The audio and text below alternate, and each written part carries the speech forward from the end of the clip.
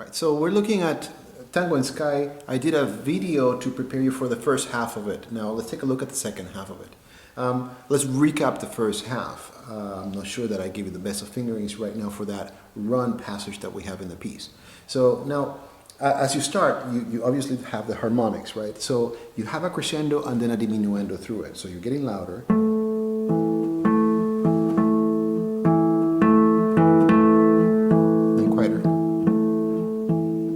The last E is an open E without being a harmonic, and that propels you into the main part. You grab an A minor and you collapse your 1 index finger to grab the F on the first string. You can strum that, right?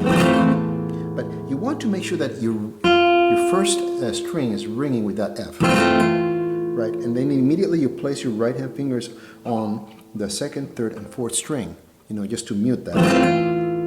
And those are very short, right? So those are the accompaniment part. And then as you play thumb, index, and middle for those strings, the second beat brings up the open E. So you uncollapse your index finger and you have the full A minor chord, right?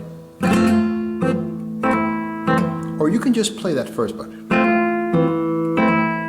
You can jump back and forth, or you can just involve your ring finger. Totally up to you, whatever is more comfortable. Then you have this kind of chromatic glissando, right? Land your pinky,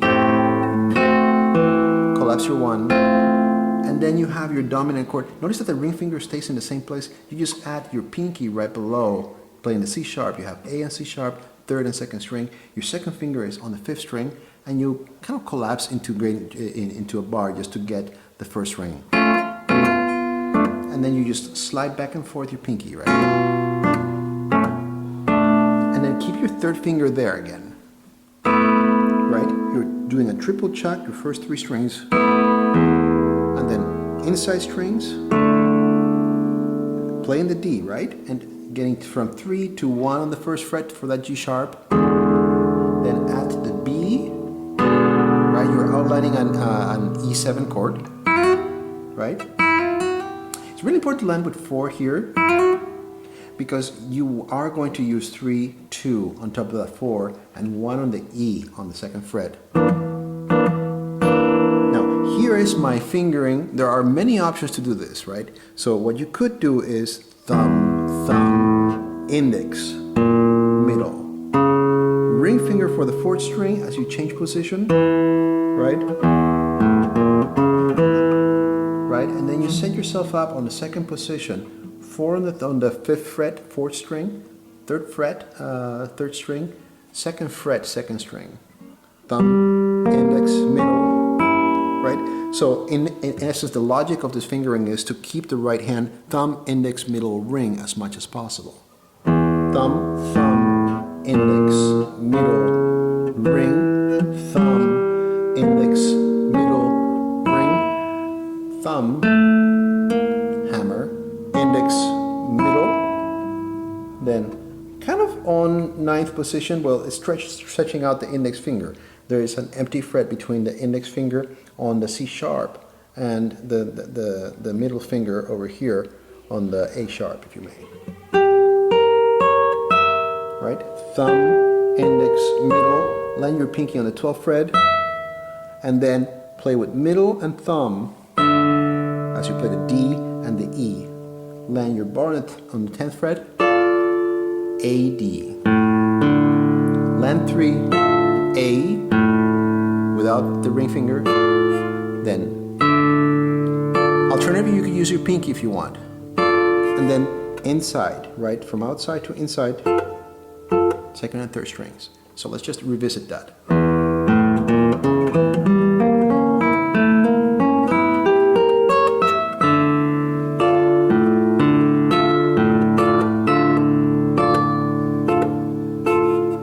So here you have a fully diminished 7th chord, right? Right. So you are in a 12th position, 4th string and 2nd string, right? Index and middle.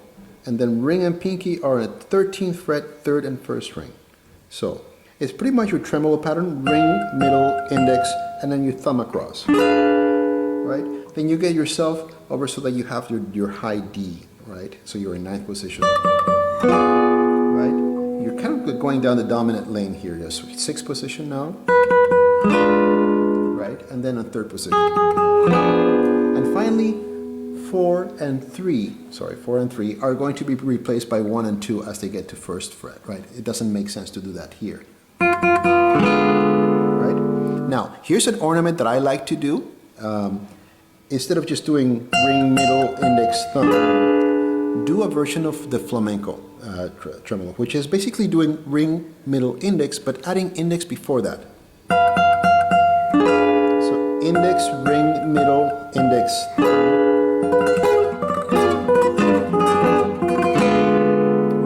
So practice it slowly to get that, but I suggest starting with ring, middle, index, thumb first. Now, as you land here, keep the one there on the G sharp. You're going to be playing index and middle chugs, so the inside strings, D string open, right? Also add your E bass to that. 3 and 2 half stacked, 6th string and 3rd string, over to the 4th fret, then back. But it's just a chop without the bass. You reply with the bass, back to the G sharp, right? So here. Right? Let me find my place in the music, yeah. And then land on the 5th fret, 3 and 4, stacked on the 2nd and 3rd strings, and couple that with A bass. 1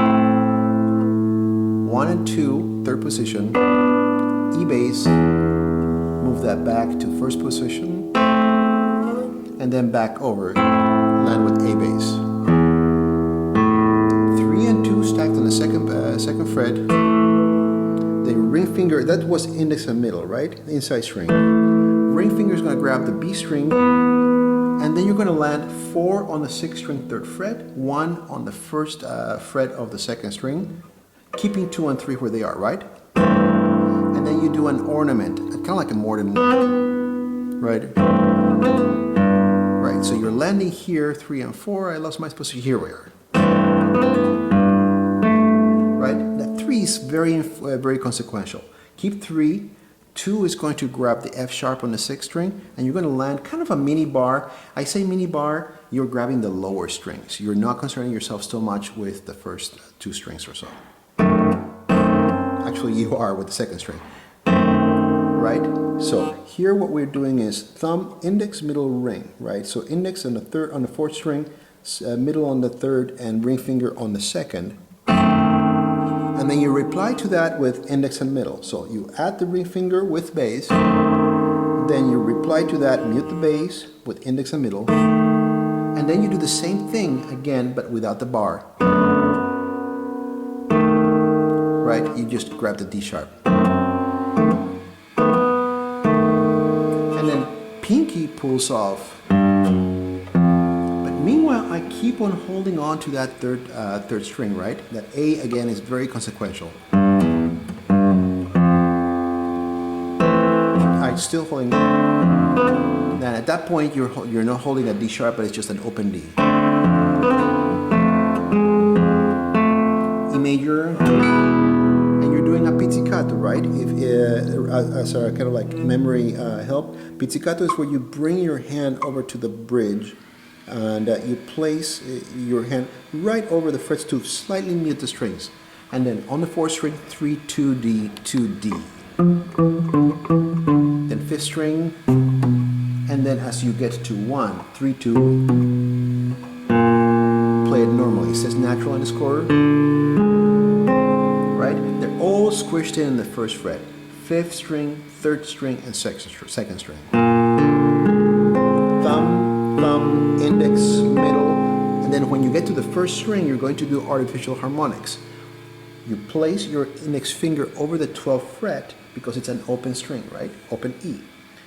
And then with your ring finger, you actually play. It's the same thing as doing this harmonic, but you're plucking and doing everything with your right hand. Right? So you grab the string with your ring finger, you play, and you need to withdraw your index finger right after you play. Otherwise, you don't get much sound, right? Now, as you deal with these other notes on the second string, that's on the first fret, so you have to displace your hand over one fret. Again, placing your finger right over the fret. Right? And that takes you to a repeat that brings you back, right?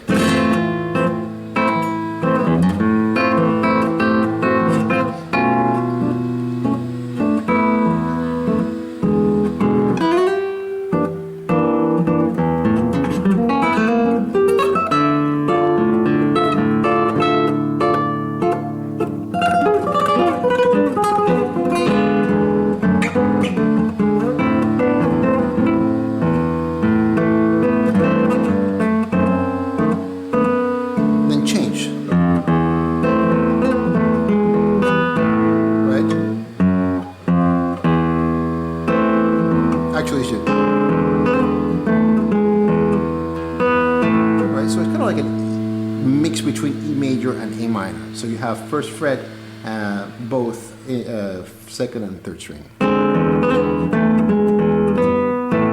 Then harmonics on the fifth fret, sixth and fifth string, right? And then we get into the next part of the piece where you have a G major chord. You're holding a bar on the third fret. So you're lifting as you play, right? So you're lifting in between chords. And then you have a percussion.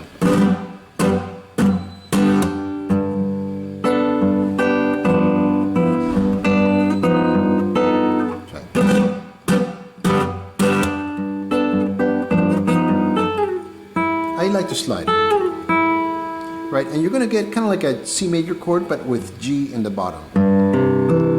Thumb, index, middle. You're just going to run across the strings.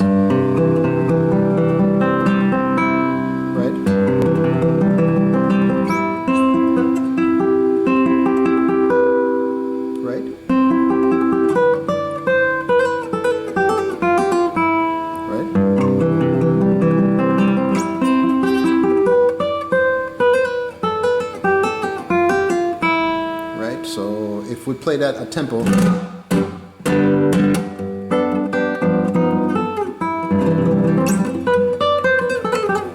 sorry, that was a little bit sloppy.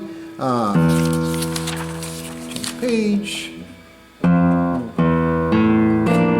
You're lined up here on the third fret.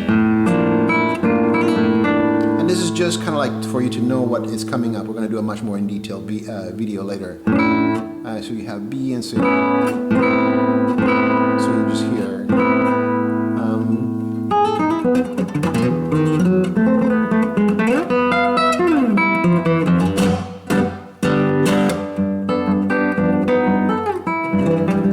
Just sight reading here.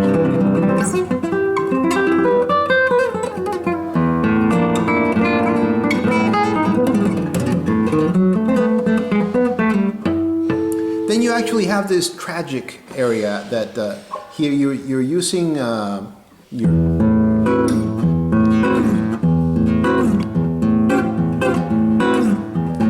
So you're making a bar on the 7th, 3 and 4, 3rd string and 4th string. And then you're back on this business with the run.